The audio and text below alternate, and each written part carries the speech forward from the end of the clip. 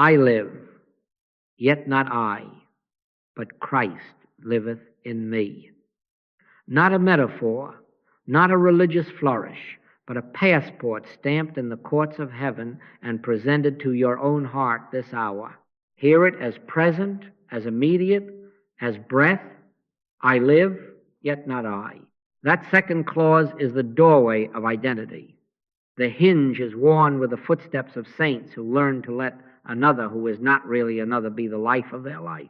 Before Abraham was, I am, said the Master.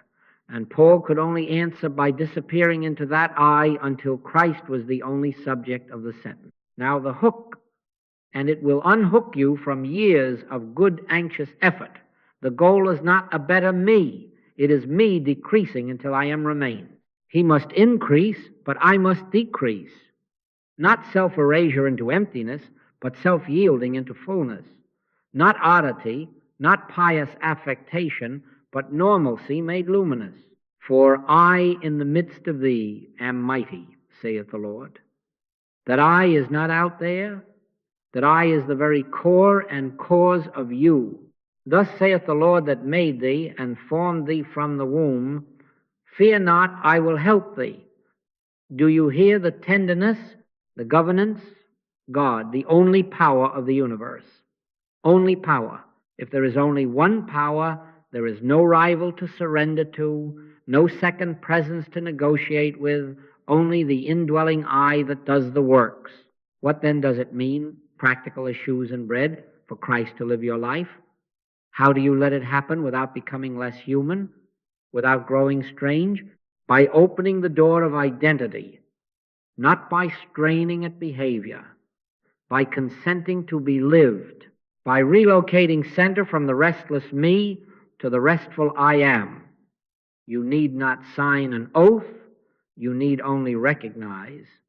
Be still and know, I will never leave thee nor forsake thee.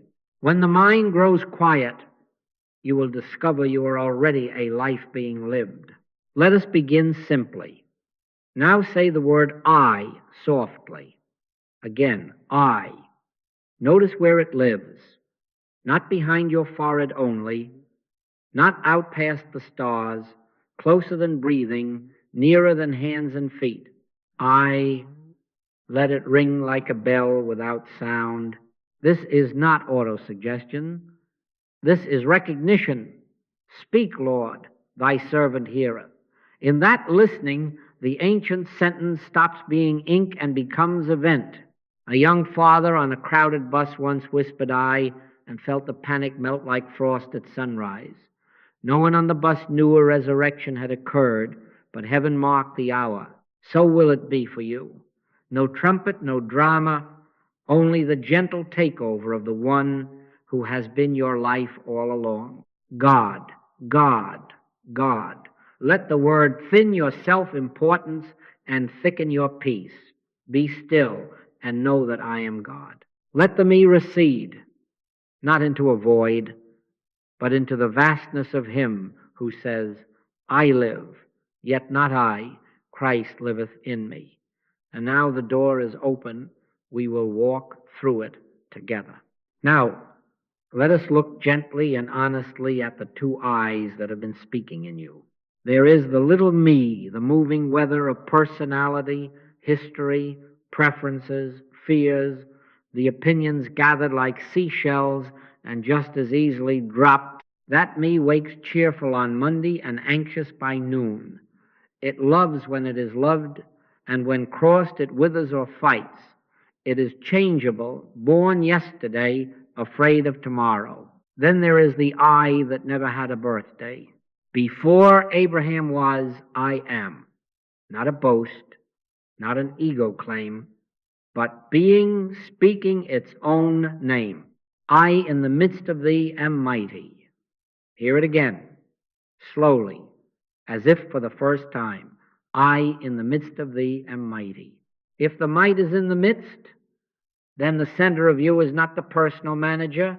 The center of you is God, the only power. Only power. Now the fear arises, does it not?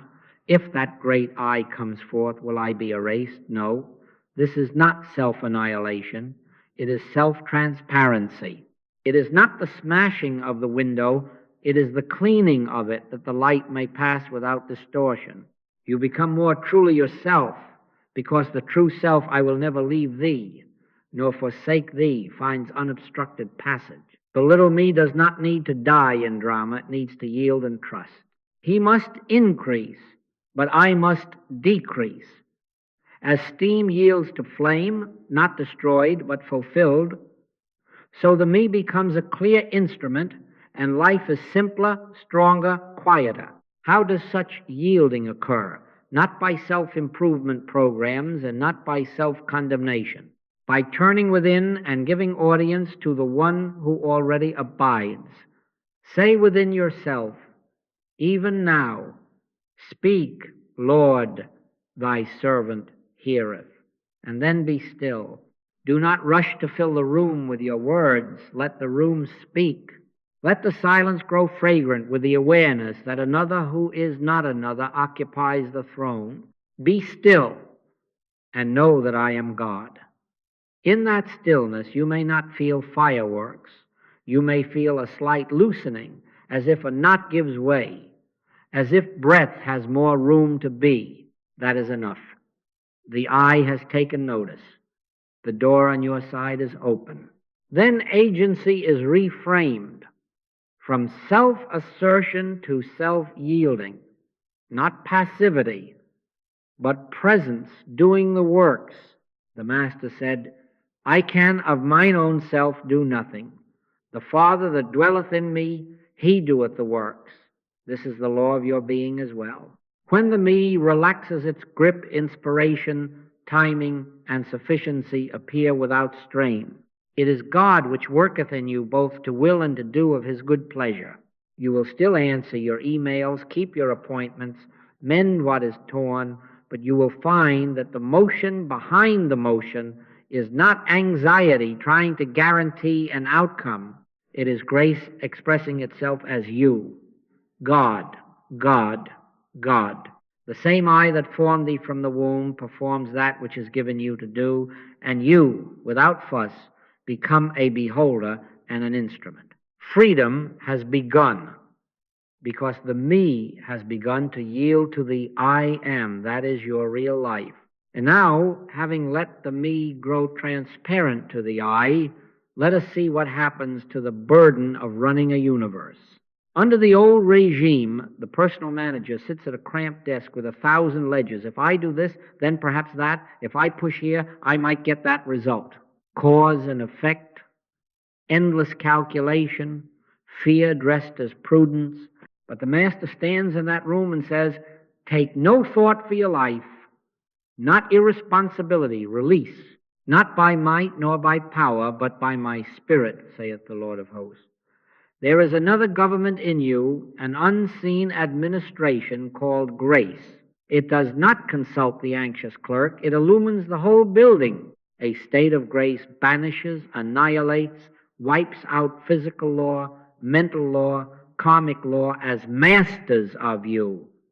Do you hear me? As masters.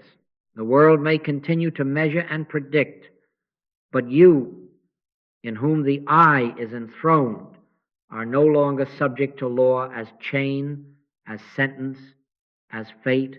The law of the Spirit of life in Christ Jesus hath made me free from the law of sin and death. Free. This does not abolish order, it abolishes bondage. It is the difference between rowing against a headwind and unfurling a sail in a steady breeze not of your making. He performeth the thing that is appointed for me. He performeth. He doeth the works. What relief comes when the over-responsibility loosens from your shoulders? You are not the life maker. You are the transparency through which life reveals itself. Cast thy burden upon the Lord, and he shall sustain thee. The Lord shall perfect that which concerneth me. Say it softly, and let it say you. The very I that formed thee from the womb orders your steps, arranges your timings, supplies your sufficiency. God, God, God. Take no thought for your life. Shift from fixing outcomes to beholding the one that lives. Be a witness and an instrument. Well, is this fatalism? Shall we then drowse in passivity and call it faith? No. Grace is intelligent motion. It is precise, timely, unspectacular guidance that bears fruit without strain. One morning, setting out for an appointment, and in a check, no thunder, only a soft, not yet slowed my hand at the door. 5 minutes later, the phone rang. A change of venue saved an hour of confusion and placed me face to face with the right person at the right time. Another day, a gentle nudge to carry an umbrella under a clear sky. Halfway through the walk, a sudden downpour, and an old friend under the same awning, the very one I had needed to meet. Thine ears shall hear a word behind thee, saying, This is the way, walk ye in it. This is not chance. This is the Father within doeth the works. So the weary manager retires, not fired in disgrace, but pensioned off with gratitude. The clipboards are set down, the calculator grows quiet, and in its place arises a listening heart and a ready hand. You will still answer letters, keep books, mend what is torn, but the impulse is no longer fear, the power no longer yours. In quietness and in confidence shall be your strength. When grace governs, life proceeds by inspired sufficiency, unhurried, exact, and whole. And when grace begins to govern, watch what tries to keep its little office open: fear, pride, and the itch for results. These are not powers, they are claims in human thought, suggestions, temptations to believe there is a second presence, a rival law. But hear the word, I am the Lord, and there is none else, none else. Thou art of purer eyes than to behold evil. If God is the only power, then fear and pride and result lust cannot be substances. They are appearances floating on the surface of the unillumined mind. They promise much, they threaten loudly, but they have no law of God to support them. Consider our old classroom parable. In the dusk, a coiled rope is taken for a snake, and terror floods the body. Was there a snake? No. There was a rope and a frightened thought. Turn on the light and tell me, do you need to wrestle the snake? You do not. You behold, the appearance dissolves. Or the fellow who has had too much to drink swears by pink elephants on the ceiling. We smile, not because we deny his experience, but because we know there is no elephant in the room.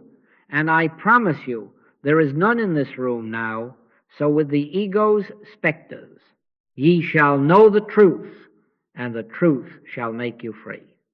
Not struggle, not argument, beholding. Therefore we do not fight shadows, we turn to the light. Become a beholder. Drop the patient and the condition. Do you hear me? Drop the patient and the condition. Keep your mind stayed on God. Be still and know that I am God. The moment you stop consulting the picture and begin beholding the presence, the picture loses authority. The pride that wants to get a result and pin a medal to the me fades, because there is no me to glorify, only I. And protection? The prince of this world cometh and hath nothing in me. When you stand in I am, evil finds nothing to strike, for there is no law in God to sustain it. No weapon that is formed against thee shall prosper. None. How then to move practically? Let every fear that surfaces be your chapel bell. Do not curse the bell. Let it ring you into remembrance. God, God, God. Whisper it until your heart hears it. Say within, I in the midst of me am mighty. The Lord is my light and my salvation. Whom shall I fear? Then listen. Speak, Lord. Thy servant heareth. For 30 seconds, a minute, 10 minutes if given, be a beholder. Do not pick up the name of the problem. Do not seek a sign. Never look for results. Keep your mind stayed on God, and the imprisoned splendor opens its way. Presently you will notice something quiet. The pressure to prove, to hurry, to fix subsides, and the old snake proves a rope after all. The fear that shouted becomes a breeze that passes. The compulsion for outcomes loosens its fist, and sufficiency appears of itself. Thou wilt keep him in perfect peace, whose mind is stayed on thee. Yes, as you behold reality, the mirage melts. God, God, God. Now we come to something very simple, very childlike, and very mighty. Spoken contemplation. Not informing God of anything he knoweth, not persuading a distant deity he is here, but opening out a way for the imprisoned splendor to escape. The word is nigh thee, even in thy mouth and in thy heart. Let us use the mouth to awaken the heart. Sit at ease, feet on the floor, if you are in a chair, if on a cushion. Let the spine be gently tall, shoulders soft, jaw unlatched, no strain, no reaching. A gentle breath in through the nose, a longer breath out, as if you were setting down a bundle you no longer need to carry. Do that once more, yes. Now we will begin. Softly, without urgency, God, God, God. Say it as one would greet a beloved entering the room. God, God, God. Not to get something, not to make something happen, but to remember what is already happening. I, in the midst of you, am mighty. Let the name be a bell that summons awareness. God, God, God. If the mind offers pictures, let them pass like clouds across a summer sky. Return to the word. God, God, God. Say it until the word begins to say you. Now let the identity statements enter not as oratory, but as recognition. I, in the midst of me, am mighty. Pause. Let the words sink. Again, very gently, I, in the midst of me, am mighty. I am that I am. Speak it as Moses heard it, not with drama, but with awe. I am that I am. I will never leave thee, nor forsake thee. You may speak it in the first person to hear it more near. Thou wilt never leave me nor forsake me. Now back to the simplest name, God, God, God. 2 or 3 minutes only. Slow, reverent utterance, more listening than declaring. Let each phrase finish itself in the silence after it. As a stone dropped in still water sends rings you do not need to push. God, God, God. If a need intrudes, do not take its hand. Do not name the condition. Drop the patient and the condition and give your whole attention to the presence. God, the only power of the universe, only power. Whisper it once, then rest. I, in the midst of me, am mighty. Rest again. Be still and know that I am God. Your stillness is your knowing. Remember what we are doing. We are not commanding God. We are consenting to God. We are not using words to move heaven. We are letting heaven's word move us. This is the opening of the door from our side. Presently you may notice a quiet softening. The breath evens, the brow smooths, a weight shifts from your chest to the floor where it belongs. Or you may notice nothing at all but a clean simplicity. That is enough. Never look for results. Keep your mind stayed on God, God, God, God. And when the 2 or 3 minutes are complete, let the last God fade into silence as a wave returns to sea. Do not rush. Sit one breath longer in the hush you did not manufacture. The practice has begun to tune you to the present one. The inner way is open from your side. And now stop speaking. Do not add one more holy syllable. Let the tongue rest and the heart listen. Speak, Lord, thy servant heareth. That is enough. This is the second movement, receptive prayer. No petition, no plan, no picture. Only a listening attitude turned inward, as if the ears of the soul rotated from the world to the midst where I abides. Be still and know. Leave everything at the threshold. The person, the condition, the request. Let them wait outside like shoes at a temple door. You will retrieve what is needed when you come forth, but not now. Drop the patient and the condition. Become only a beholder. Take no thought for your life. Take no thought for results. You are not conducting a session. You are consenting to a presence. The Lord is in his holy temple. Let all the earth keep silence before him. Let all the earth of thought fall quiet. What is the stance? Not a strain to hear a voice, not the forcing of images, not the conjuring of light on the inner screen, a poised expectancy without trying to make expectancy. Like standing on a quiet platform, knowing a train you did not schedule arrives on its own timetable. Be inwardly upright, outwardly at ease. Let breath breathe itself. If a thought knocks, let it pass without parley. If a silence deepens, do not congratulate it. Rest in it. In quietness and in confidence shall be your strength. Sometimes there will be felt signs, small and sufficient. A soft click somewhere behind the breastbone, as though a lock had yielded. A weight sliding from the shoulders to the floor. A breath that breathes itself. A sweet, edgeless hush settling like snow that does not melt. When such comes, do nothing. Do not label. Do not seize. Do not announce. Rest. Never look for results. The activity of I within will appear in its own form and time. He performeth the thing that is appointed for me. He performeth, he doeth the work. What is occurring in this holy quiet? The inner Christ takes the reins. It is God which worketh in you both to will and to do of his good pleasure.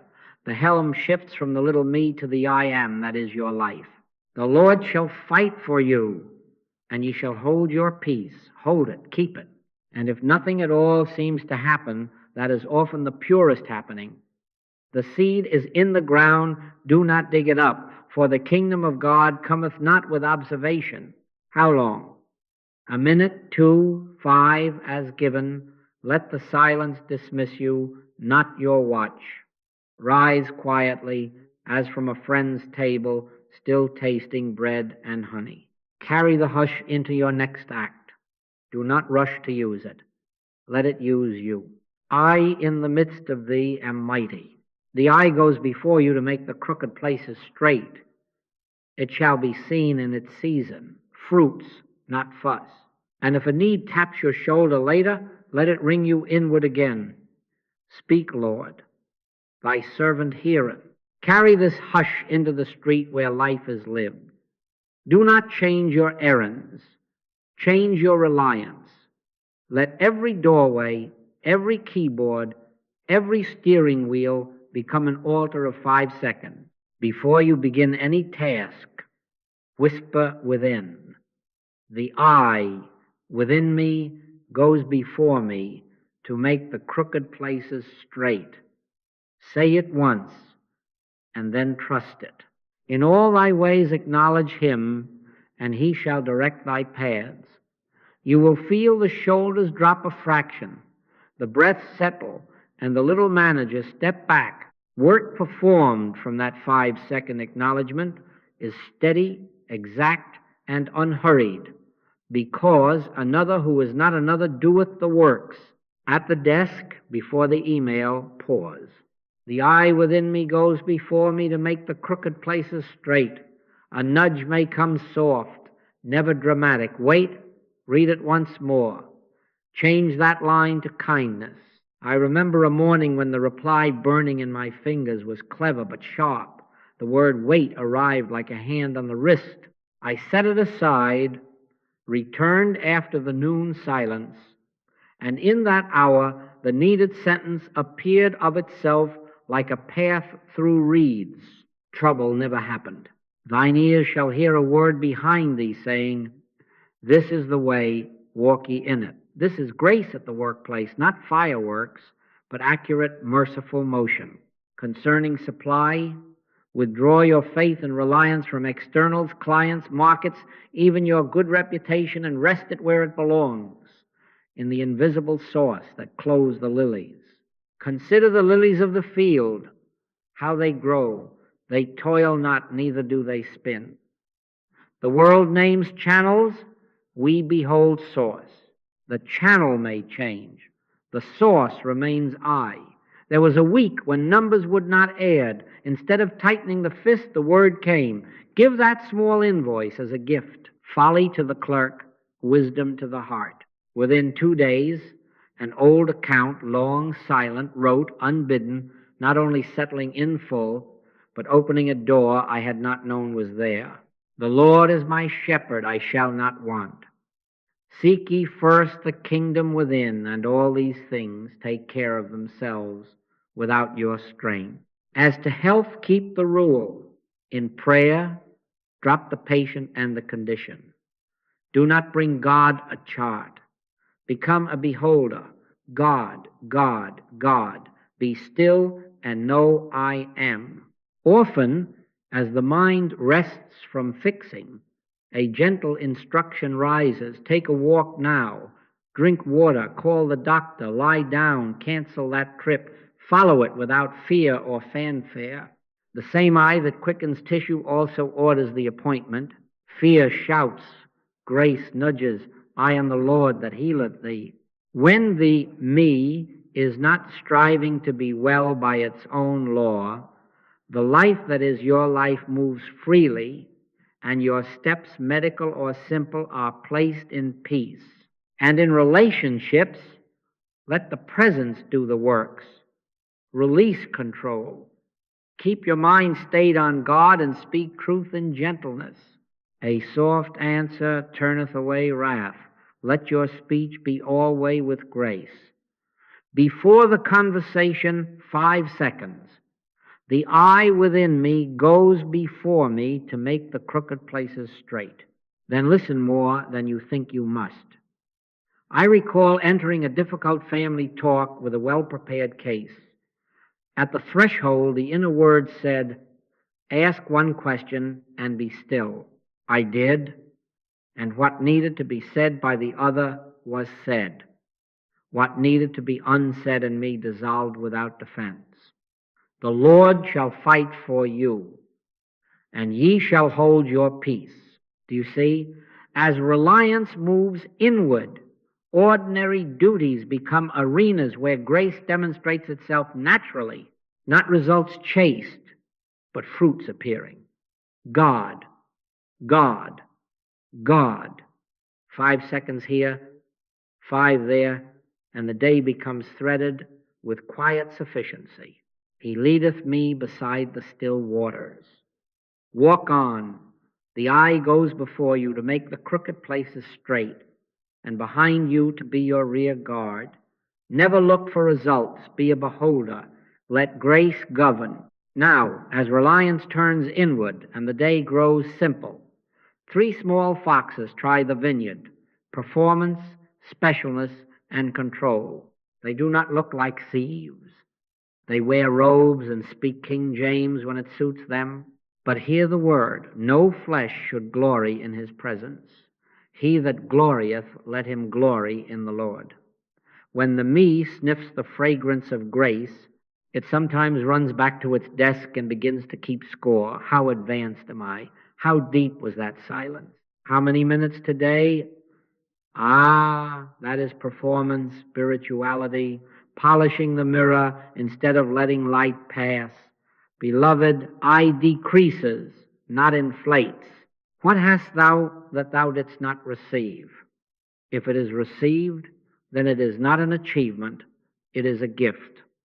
Smile at the little bookkeeper, close the ledger, and whisper, God, God, God. Then be still.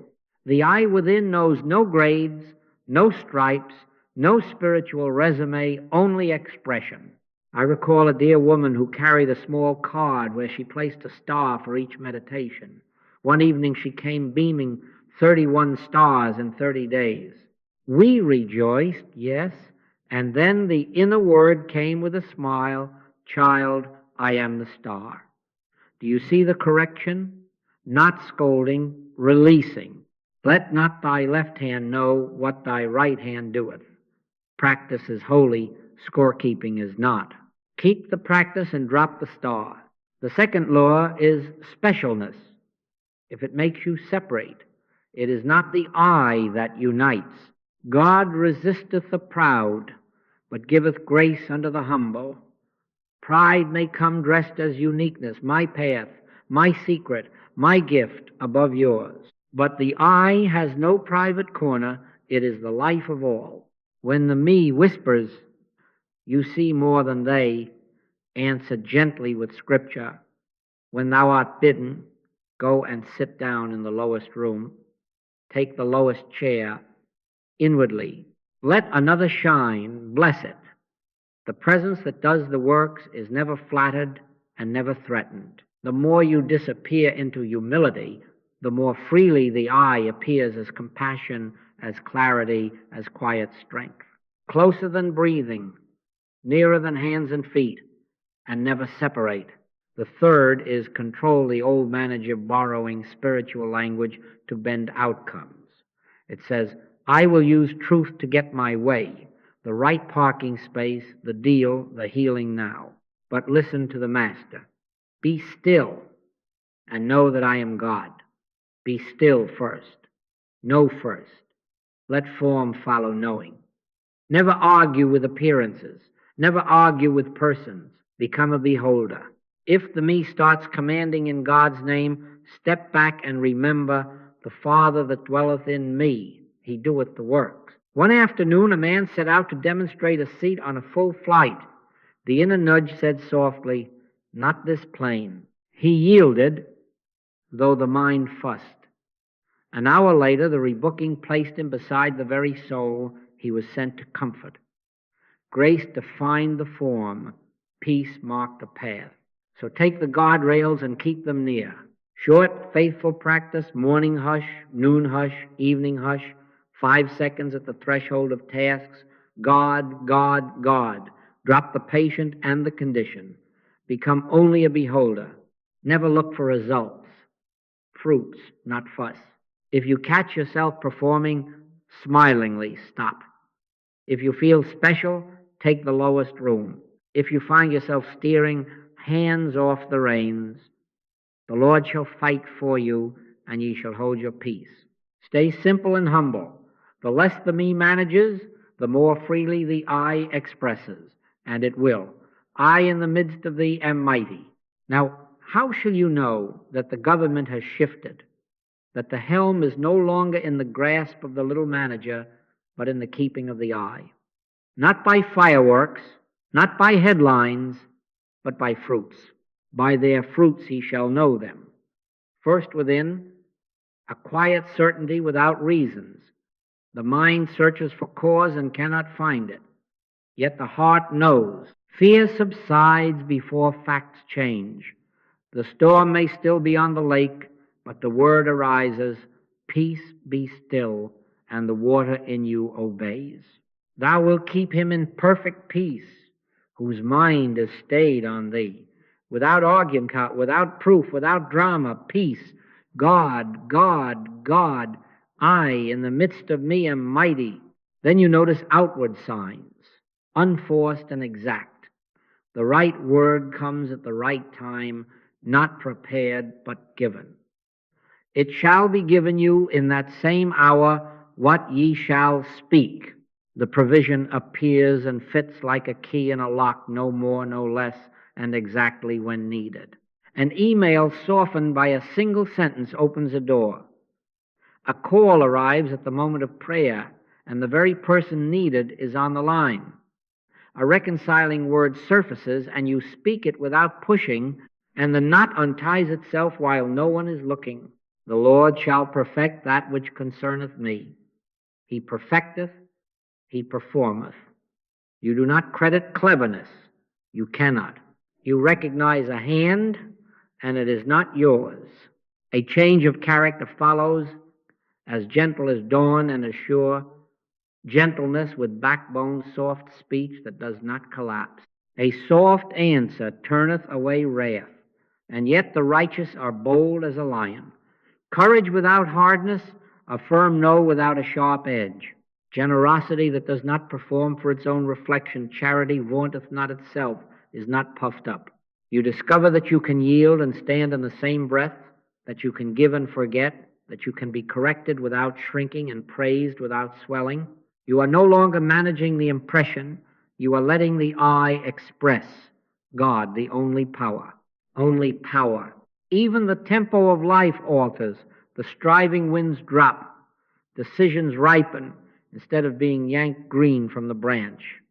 He that believeth shall not make haste. You wait without fretting, and when the click comes, you move and it fits. Doors that were painted on walls turn out to be doors after all. The pace finds you, my yoke is easy, and my burden is light, and you discover the unforced rhythms of grace, motion without hurry, rest without idleness. Now hear the caution and take it tenderly. Notice fruit. Do not chase it. Do not turn the roses into metrics. Never look for results. Become and remain a beholder. Keep your mind stayed on God and let God add all things. If the me begins to count, to frame the fruit for the mantle, smile and turn again, God, God, God. Let not thy left hand know what thy right hand doeth. The tree does not watch itself grow. It abides, and the season tells the story. So with you, the inner Christ has taken the reins. The quiet fruits appear without strain. Faithful is he that calleth you, who also will do it. And he will. I, in the midst of thee, am mighty. So here is the small rule that opens a great door. Morning and evening, no drama, no strain, 2 or 3 minutes of spoken contemplation, 2 or 3 of listening. Say it softly at dawn, God, God, God. I, in the midst of me, am mighty. I am that I am. Then close the lips and be still. Speak, Lord, thy servant heareth. Let night fall upon the same altar, 2 or 3 minutes of God utterance, 2 or 3 of holy hush. That is all. Between these 2 anchors, thread the day with micro pauses, 5 seconds at the doorway of tasks, 5 seconds at the turn of the key, 5 seconds before you answer. The I within me goes before me to make the crooked places straight. Say it once, and then trust it. Make a small, faithful space, and grace will take the rest. In the moment of fear, do not argue, do not bargain, do not announce your case. Whisper as one answers a friend, God, God, God. Be still, behold. Be still and know that I am God. Shift from fixing to beholding. Turn the face of consciousness from the picture to the presence, and let the picture lose its authority. The Lord is my light and my salvation. Whom shall I fear? If tremor returns, let it ring you again to remembrance. God, God, God, be still. And a quiet something peace without reason will settle like dew. Fear thou not, for I am with thee. In decisions, ask within once, only once, Father, which way? Then wait. No straining, no hunting for omens. If the inner yes arrives, it lands like a feather and needs no shove. Move in that ease. If there is no yes, there is no move. He that believeth shall not make haste. Thine ears shall hear a word behind thee, saying, This is the way, walk ye in it. Acknowledge him in all thy ways, and the path reveals itself when it is path, not before. Let grace define the form. Your part is consent. Now take the word that seals this. I live, yet not I, but Christ liveth in me. Let it say you. I live, yet not I. The I am in the midst of me is mighty. I will never leave thee, nor forsake thee. Lo, I am with you alway, closer than breathing, nearer than hands and feet. Therefore go, not as a hero, but as a transparency. The Father within me, he doeth the works. He performeth the thing that is appointed for me. Fruits, not fuss. Keep the little rule, morning, evening, the noon micro pauses. Fear answered by God, God, God. Decisions moved by the unforced. Yes, tonight, before your head finds the pillow, give him the 2 and the 2, and then sleep in the word, I live, yet not I. In the morning, rise into the same. Make a small, faithful space, and grace will take the rest. Begin tonight